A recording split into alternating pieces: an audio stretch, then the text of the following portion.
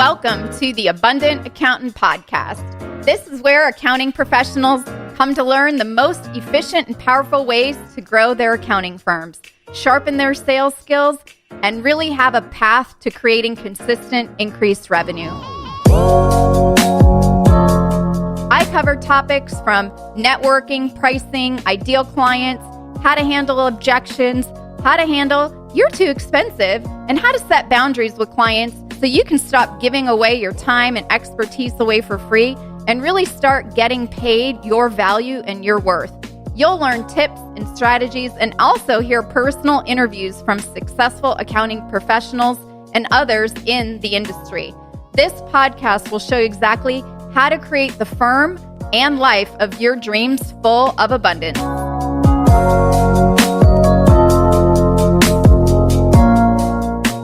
Welcome to the Abundant Accountant Podcast. Today we have a very special guest. Our special guest is actually my business partner, Denise. I am very excited to have her here.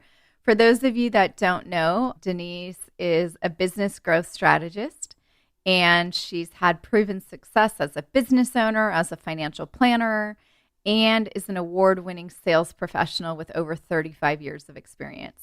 And she's really learned what it takes to produce results, and she's been working with professionals and sales teams for years to generate millions of dollars of new business. And she's personally closed over $1.8 million in new business just in the last 2 years. So Denise is passionate about teaching others to learn how to sell without being salesy. That's why she's on my team. And she's also passionate about pottery. But before we welcome Denise to the show, if you are a tax or accounting firm owner and you are completely sick of grinding 14 hours a day, sacrificing time with your family and postponing the vacations, and you want work-life balance, then here's what I have for you. Because it's maybe time for you to step up and take control of your firm's revenue. You can double it easily with ease and also feel confident so you can charge premium fees. The challenge is that no one's really been teaching you all this to fix the problems and really connect the dots. So if you want to explore what that looks like, head on over to theabundantcall.com to book your call with me or Denise. You must be a firm owner, bookkeeping, tax, accounting, tax resolution, tax planning, CFO services, any of those. But we will get crystal clear on like where your firm is right now and really the areas that are keeping you stuck, and also really the things that are really scary about making any change. So now let's welcome Denise to the show, and we're going to be talking about if you're buying a firm, if you're inheriting a firm or getting a firm passed down from your family, and the old clients just want to stay the same, and you're completely terrified of raising your rates by 200 to 300%, what do you do? What are some elements that you should consider in doing that? So now let's welcome Denise to the show. Welcome, Denise, to the show. Hi, Michelle. Great to be here. I'm glad we are finally having a conversation. It has been a little while. So for everyone that doesn't know who you are, real quick, why don't you introduce yourself? Because Denise is my partner in crime on the East Coast since I'm on the West Coast. But just so you have a little bit of context and background on who she is. And then we'll dive into our topic today about those of you who have inherited or bought a firm or maybe got your family firm. And all the old clients just want to stay the same. They're not open to change. And you fear that you're going to lose all your clients. So that's what we're going to talk about today. But Denise, why don't you share a little bit about you just for those listeners that might have not heard any of our past episodes? Okay. Well, I am Denise Mandeau.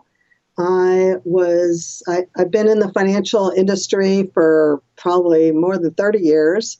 Love everything sales. That's why I'm with Michelle, the pitch queen, because we just found that we had that in common. And I've sold millions and millions of dollars of services and products, and just love working with accounting professionals and helping them to learn how to have clear communication with their clients and sell more and work less. That's what we talk about here at the Abundant Accountant. So Today's topic is one that we've seen quite a bit in our clients, the clients that buy a firm, inherit a firm. Maybe you bought it from a family. Maybe it was passed down from your family. And you fear making any change because all of the old clients just want to stay the same. Or you fear increasing the fees to where they need to get to. And you're terrified all your clients are going to leave you. So we're going to talk about some ways on what you can do and how to communicate to make changes so things don't have to stay the same. And we have some case studies we're going to talk about too with actual clients who we've worked with. Denise, what do you think is probably the most important element for when someone is inheriting or buying a family firm or getting it passed down or even just acquiring a firm full of low-paying clients? What do you think the most important element is to really consider either when you get donated? I don't even know if you call it a donation, but I don't think it is. but when Yeah. you get this passed down, or for those of you guys who are investing and buying up a firm, but yet you need to make a change and these clients can't stay the same.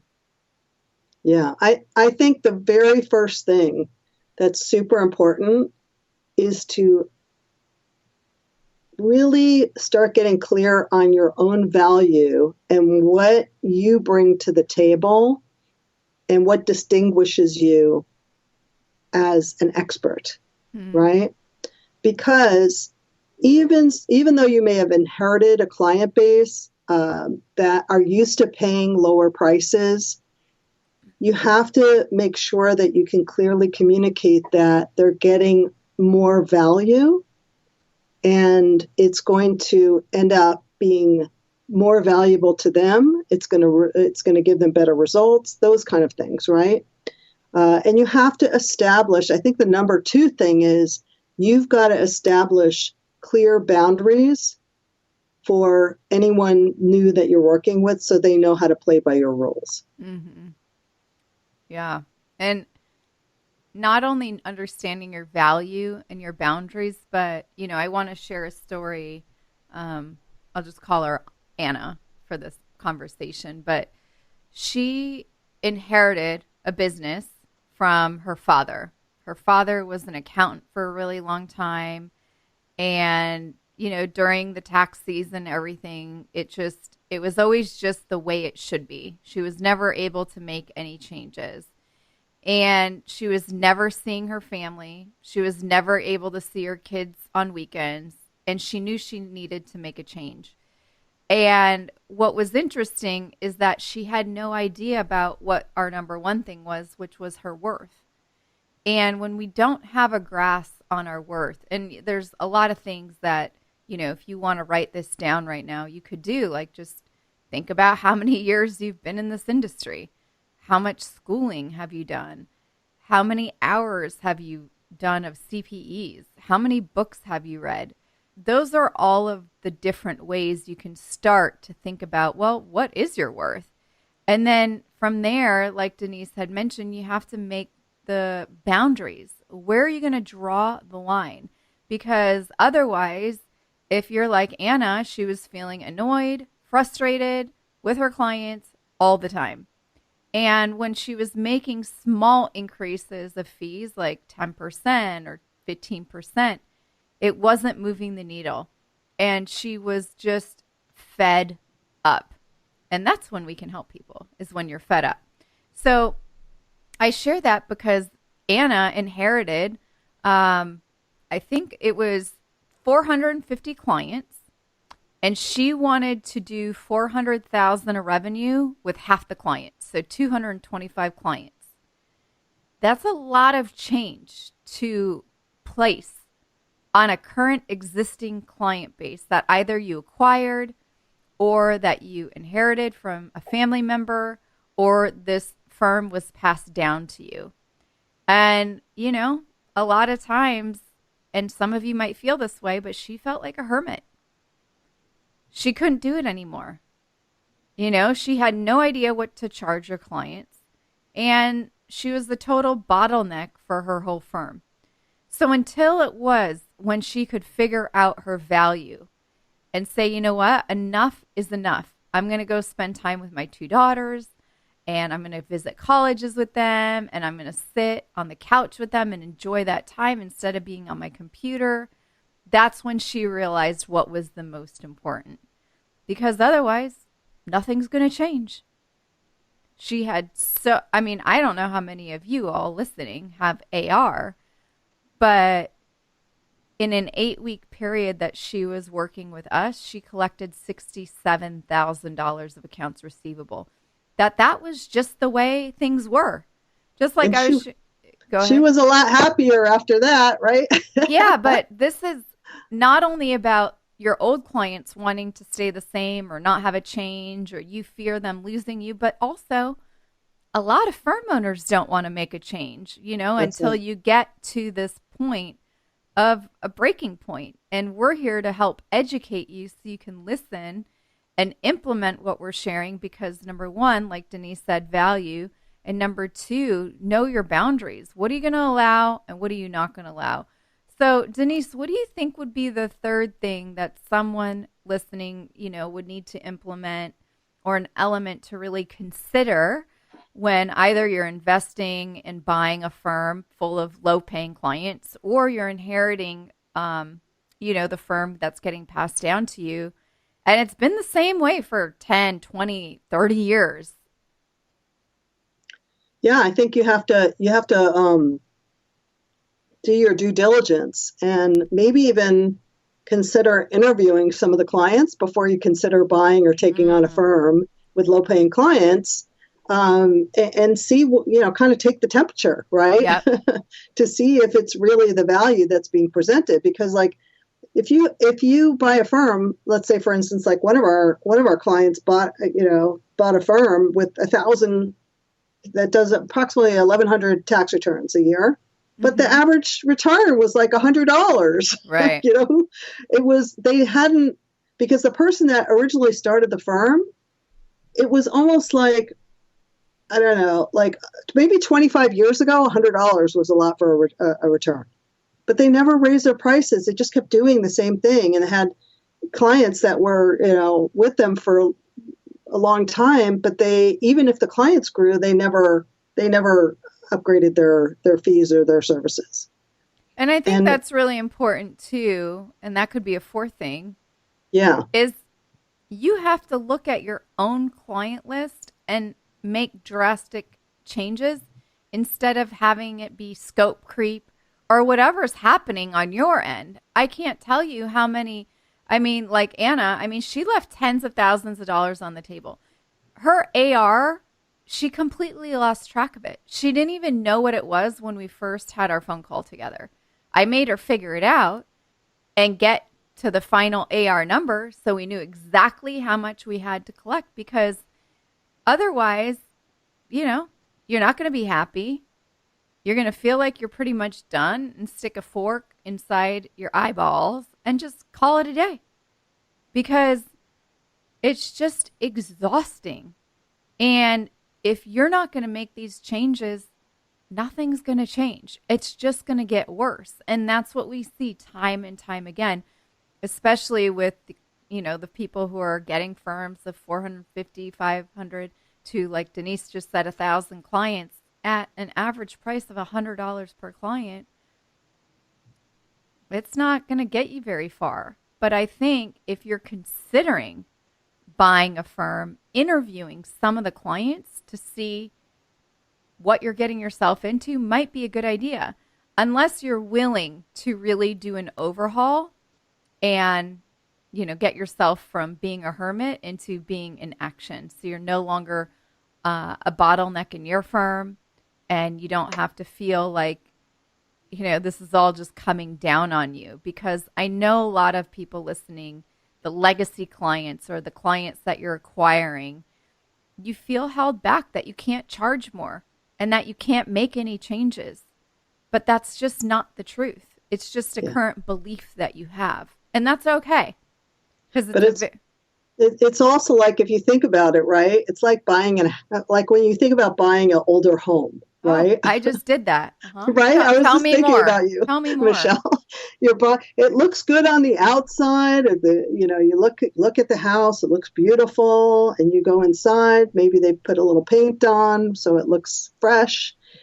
And you need to get an inspection Yep. because you got to look underneath all that to make sure there's no termites, the foundation, right? All that stuff, right? It's the same when you're looking into a practice or you're buying, and you've got to put money in sometimes. And it's the same thing when you're inheriting or buying a new firm. You've got to look at all that to make sure that everything's up to speed. Yeah. Otherwise, you might as well start from scratch. It's very true. And what Denise is bringing up is this very pricey, expensive fixer-upper I purchased. I've always loved this house. From the outside, you would think nothing was wrong with it. But on the inside, it has diabetes, cancer. It has all the things, kind of like your low-paying client list. Yeah. They drive you nuts, right? I mean, my low-paying client list comparison to this house is I met the landscaper who did the landscaping and decided that he was also going to be a gutter company and put gutters up. He put mobile home gutters on a single family house with a lot of seams in it. So when it rained 3 or 4 weeks ago, it was leaking everywhere. And he said, well, the last homeowner asked me to do it, and I just went to Home Depot to do it cheaply. And that's the same exact thing that's going on in the firm with the clients that are just paying you $100. Granted, you're probably not cutting corners, or maybe you are, because you're so overwhelmed and inundated with the amount of clients that you're overworked and tired and sleepy. And you might not be making mistakes on purpose, but it just might be on accident. But this guy literally came and met me here at the house to share all this information. And he even said, I said on the back wall, there's a brick wall and it's not to code. He said, I know. He said the previous homeowner just wanted it flat. I said, yeah, but flat on a slope is not to code. And now we get to fix that. We get to fix the gutters. I had to fix the foundation. So, I bought, not a family firm, but I bought a house that had a lot of challenges. And the inspection of what Denise was talking about is also maybe compared to you interviewing some of the new clients that you will be inheriting. And I would also interview some of maybe the higher paying clients or possible higher paying clients, such as a bookkeeping client or the business type clients, because at the end of the day, the 1040 business is probably not going to be the best bread and butter in your business, in your firm. Yeah. And even if it's not 1040 business, even if it's, compliance business or, advisory, you may want to consider asking some really, really interesting questions to the person who's trying to sell the business, such as, how did you acquire these clients? Have you discounted your fees? Oh, that's find a great out what question. their process that's is, a right? Great question. Yeah, because if you're buying a discount firm where that firm owner was used to discounting or doing some free work or, giving credits on invoices, then that's basically what you're buying. You're buying the Ross or TJ Maxx of tax firms. Yep. And some of you are trying to get out of that. You're done with the hamster wheel. You're done with working weekends. You're done with not having work-life balance. Those are all of what you want in the past. You're done with working long hours during tax season. So if you're done with that, then really consider, doing a few of these things that Denise is sharing if you're thinking about acquiring a firm or taking over a firm. Because to be honest, now you know what you're walking into. I knew what I was sort of walking into when I purchased this home. There's definitely been my fair share of surprises, but the big one about the foundation I knew about and I was okay with, and I said I'm going to fix it and no problem. And I think something else to consider is Even for me, for someone like me, I've been in my home for a while, or maybe you've been in your business for a long time, Yes. and you kind of got comfortable, and you don't even realize some of the bad habits that you've started to let sneak into your practice. Yep. And maybe you've discounted, or maybe you started asking, letting people quote unquote pick your brain or ask you questions, Yeah. and you forget how exhausting that is, and now you kind of gotta remodel. Yes. Right. Remodel your firm. Love it. Remodel your reality. Yeah. Make And a new reality. and to be honest, Denise and I are actually recording this on a Saturday because the amount of construction and banging and house shaking that I see on a Monday through Friday is crazy. So, really thinking about how you're going to remodel your firm because, and you know, change is hard, everybody. I get it. All of our clients tell us that it's even hard for me and Denise. We're not any different than you. We're all humans.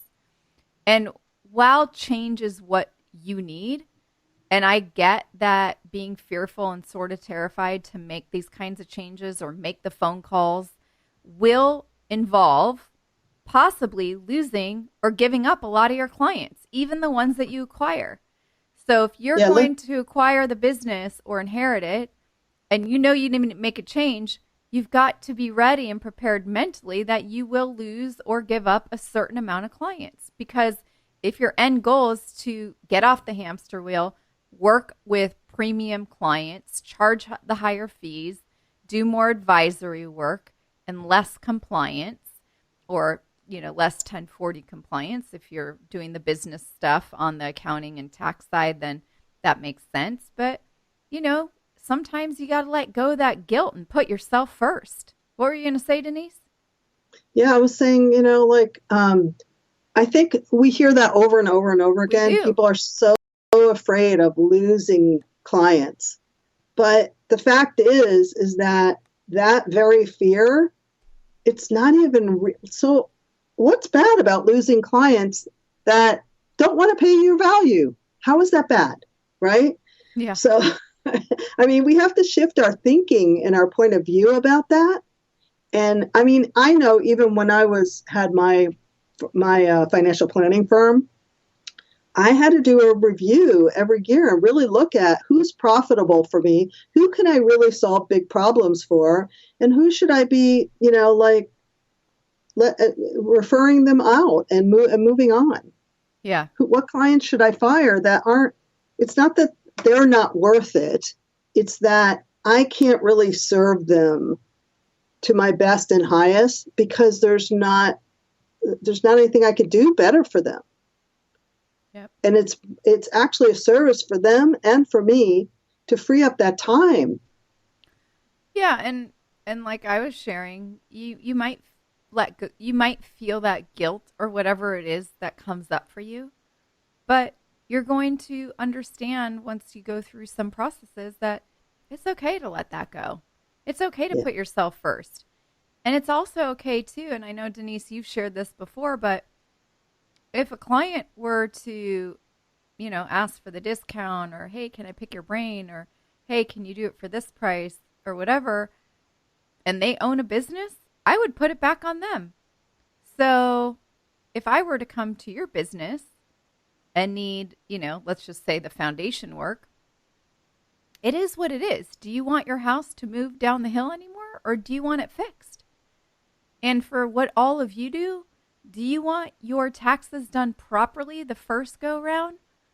Or do you want it done cheaply with mistakes? I mean, how many of you listening have seen a tax return or accounting books for a business that were messed up, that had errors, that weren't done accurately? Probably all of you are saying, yep, I've seen it. And the reason why is because when we don't have the work-life balance and we're tired and we're stressed and we're not seeing our family and we're overworked and we're underpaid, guess what? Mistakes happen. So unless machines and robots take over to do that, they'll probably make a mistake too, because what you all do is so intricate and so customized that you have to be at the top of your game. However, we can't be at the top of our game if we feel like we're on a hamster wheel. And that's where something needs to change. And if you need to make a change, then that's the part where, we can help, or there's other things you can do. But again, if you're going to buy a firm or inherit one from a family member, and you know that the old clients want to stay the same way, which of course they do. Why would old clients want to pay you more when they've been getting a good deal for a very long time? And most of the people we've worked with, they've even told us that. My clients said, I knew I was getting a good deal for quite a while. But we also they have done that. Yeah, and we also have the proof that most people won't leave you. But Denise, are there any other elements that one should consider when inheriting or buying a firm from a family member or getting it passed down, and what to do with the old clients that just want to stay the same and be a bump on a log? Well, I think, we've been kind of laying that foundation is to um, just get clear for yourself what you really want your firm to look like. Mm-hmm. And I think that you have to be willing to, you don't have to be mean to people to let, in order for them to either rise to the occasion or look somewhere else. I think there's an elegant way to do that. And that's kind of what we teach people how to do, right? Right. To be able to be, because you want to serve people and be kind, no matter if they're a good fit for you or not. And because you never know, they could be your best referral source, even though they might not be a good fit for you right now. Yeah. And honestly, like, if you're listening and you own a tax or accounting firm and you're thinking of buying another one because you want to grow, or you're part of a family and they're going to pass it down to you, and you've been cranking out 14-hour days and totally burnt out every tax season, and you keep sacrificing your time with your family, or you postpone the vacations, I want you to know that you're just doing what you know you can do. And it's not your fault, because what Denise and I teach, nobody's really training you on how to fix these problems and connect the dots. And to be honest, I think Denise and I are the only ones who only work with accounting and tax firm owners. We just had a bunch of calls last week, and people are like, I've done this program, and none of them ever work.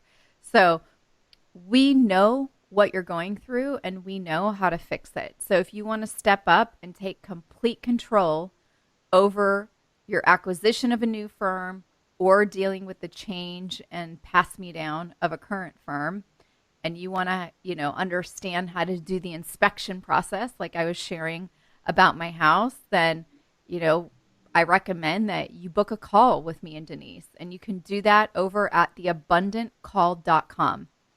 And we'll go over whatever your fears are, whatever's terrifying you right now, because we've seen it and we know how you can overcome it and how to fix it. So once again, head on over to theabundantcall.com if you would like to explore for about an hour with us and dive deep into your firm. But you must be ready to make a change, and you must be fed up with the way that you've been doing it. Or if you're buying a firm from the beginning, you must be like, I don't want to make all the mistakes that you guys just talked about. So, Denise, thank you so much for being here with us today on the Abundant Accountant Podcast. It's always great to have you here. Is there anything else you would like to add before we wrap up? Well, what just popped into my head is that you may have some goose eggs, but let's turn them into a golden egg laying goose, because that's what's possible, right? I love it. Yeah, it is possible. And you can double and triple the fees to your current low paying clients. We see it done every single week. It just has to be done the right way. So again, if you want to speak to us personally, head on over to theabundantcall.com to book your call. And whatever your biggest challenges are and fears and what's the scary stuff, that you need your hand held on, we will discuss it. So thanks so much for joining us here on the Abundant Accountant podcast. Denise, it was an honor to have you, and we'll do this again very soon.